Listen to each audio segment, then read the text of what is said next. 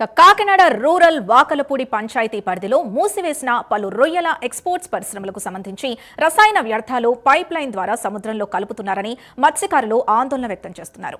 పరిశ్రమ ఎదురుగా వాకలపూడి సూర్యరావుపేట మత్స్యకారులు బీచ్ రోడ్డుపైన నిరసన తెలిపారు. దీంతో పోలీసులు, ఎంఆర్ఓ, మత్స్యకార శాఖ, పొల్యూషన్ శాఖ అధికారులు అక్కడికి చేరుకున్నారు.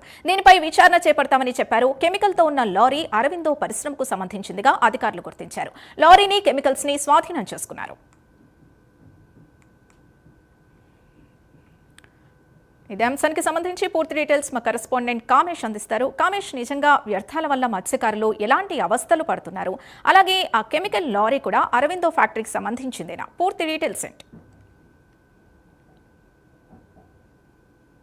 కాకినాడ జిల్లా కాకినాడ రూరల్ అయితే మాత్రం ఈ రోజు ఉదయం నుంచి మాత్రం ఒక ఉత్కంఠితమైన వాతావరణం అయితే నెలకొందని చెప్పొచ్చు. దీనికి సంబంధించి ఏదైతే ఉందో ఒక మూతబడిన పాత కెమికల్ ఫ్యాక్టరీలో అయితే మాత్రం గత కొంతకాలంగా కూడా వేస్టేజ్ వ్యర్థాలను అయితే మాత్రం సముద్రంలోకి వదులుతున్నారని చెప్పి ఈ రోజు మత్స్యకారులందరూ కూడా కాకినాడ రూరల్ వాకలపూడి గ్రామంలో అయితే మాత్రం ధర్నా చేస్తారు. దీనికి సంబంధించి వివరాల్లోకి వెళ్తే మాత్రం కాకినాడ రూరల్ సంబంధించిన ఒక రొయ్యల ఫ్యాక్టరీ సంబంధించి ఒక 2 సంవత్సరాల కింద అయితే మాత్రం అది మూతపడిన పరిస్థితి ఉంది. దానికి సంబంధించి 2 ఏళ్ల నుంచి కూడా అది లగ్జర్స్ ఏదైతే ఉందో అవుట్లెట్ గానీ కానీ మొత్తం ఎటువంటి వెహికల్స్ కూడా వెళ్లకుండా సీజ్ చేసిన అది మూతపడిన పరిస్థితి ఉంది. ఈ మధ్య రీసెంట్ గా గత 6 నెలల నుంచి కూడా అదే ఫ్యాక్టరీలో ఏమైందంటే అది ఆ ఫ్యాక్టరీ నుంచి వేరే లీక్ తీసుకుని దానిలోంచి ఏదైతే ఉందో వేస్టేజ్ కెమికల్ ఇండస్ట్రీ నుంచి వేస్టేజ్ కెమికల్ తెచ్చి ఏదైతే ఉందో దాని యొక్క ఫ్యాక్టరీ అవుట్లెట్ సముద్రానికి క్లోరిన్ చేసి, అంటే ఫ్యాక్టరీలో వ్యర్థాలను క్లోరిన్ చేసి సముద్రానికి వదిలే మార్గాన ఈ వేస్టేజ్ కెమికల్ వదులుతున్నారు. దీనికి సంబంధించి అర్ధరాత్రి పూట జరుగుతుంది. దీనికి సంబంధించి అదే దారిలో వెళుతున్న వారందరూ కూడా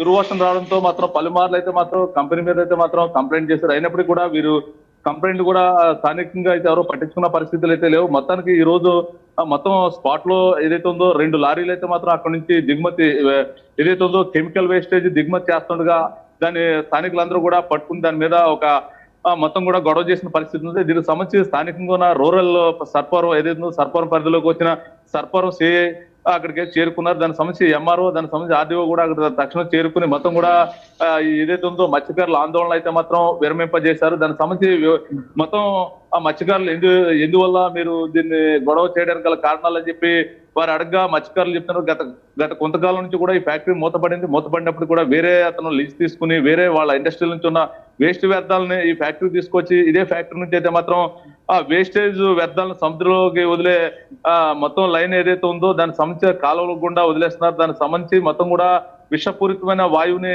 ఎక్కడే రిలీజ్ చేస్తున్నారు పబ్లిక్ మధ్యలో అని చెప్పేసి స్థానికులు అయితే వాపోయారు. దానికి సంబంధించి అయితే మాత్రం ఏదైతే ఉందో స్థానిక పిఎస్ సంబంధించిన సర్పవరం పిఎస్ఏ పెద్దరాజు అయితే మాత్రం మొత్తం ఈ కెమికల్ మొత్తం కూడా సీజ్ చేసిన పరిస్థితి ఉంది. మొత్తం దాంతోపాటు పొల్యూషన్ బోర్డు కంట్రోల్ అధికారులు, దాంతోపాటు ఎంఆర్ఓ, ఆర్టీఓ అధికారులు అందరూ చేరుకుని ఏదైతే కెమికల్ వేస్టేజ్ కెమికల్ అయితే మాత్రం అది కిందకి వదులుతున్న పరిస్థితిని చూసి మొత్తం కూడా సీజ్ చేసిన పరిస్థితి. మొత్తం ఆ ఫ్యాక్టరీ యాజమాన్యం అయితే ఇప్పటి వరకు అయితే మాత్రం ఎవరు కూడా మొత్తం టచ్ లోకి వచ్చిన పరిస్థితి అయితే లేదు. గత కొంతకాలం కూడా ఫ్యాక్టరీ అయితే మూసిన పరిస్థితులు ఉన్నాయని చెప్పి స్థానికులు చెప్తున్నారు. దీనికి సంబంధించి ఈ లీజు తీసుకున్న వ్యక్తులే ఇక్కడ దీనికి సంబంధించి వేస్టేజ్ కెమికల్ ని ఫ్యాక్టరీ కూడా సముద్రంలో కలుషిత జలాల్లో వదులుతున్నారని చెప్పేసి స్థానికులు చెప్తున్నారు. దీనికి సంబంధించి రీసెంట్ గా ఏదైతే సముద్ర జలాలకు సంబంధించిన కాకినాడ రూరల్ ఎమ్మెల్యే పంతం నానాజీ, జిల్లా కలెక్టర్ షణ్మోహన్, అదేవిధంగా జిల్లా ఎస్పీ వీరంతా కూడా సముద్రంలోకి మత్స్య సంపదను కాపాడే మత్స్యకారులను రక్షించాలి, మత్స్యకారులను ఆదుకోవాలని చెప్పే దృక్పథంతో అయితే మాత్రం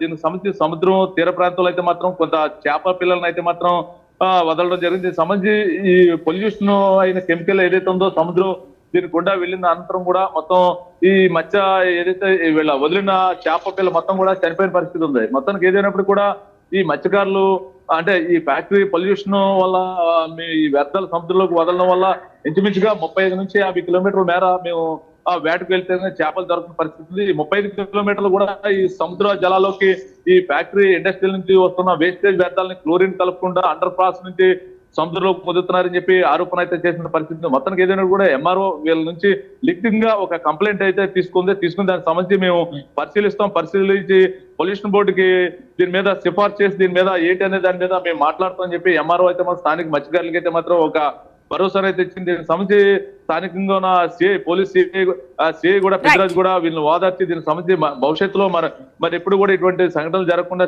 చూస్తామని చెప్పడం జరిగింది. మొత్తానికి ఏదైనప్పుడు కూడా గత కొంతకాలంగా కూడా ఇదే ఫ్యాక్టరీలో మొత్తం వేరే ఫ్యాక్టరీ నుంచి వదిలిన పొల్యూషన్ మొత్తం కూడా ఈ ఫ్యాక్టరీ నుంచి సముద్ర జలాల్లో కలుపుతున్నారు. దీనికి సంబంధించి మత్స్య సంపద మొత్తం కోల్పోతున్నాం అని చెప్పి మత్స్యకారులు మొత్తం ఆవేదన చెందిన పరిస్థితి. మొత్తానికి ఏదైనా కూడా ఇది ఇంచుమించుగా పిఠాపురం టు కాకినాడ రోడ్లు ఆనుకుని ఉంటుంది. మొత్తం ఈ 35-40 కిలోమీటర్ల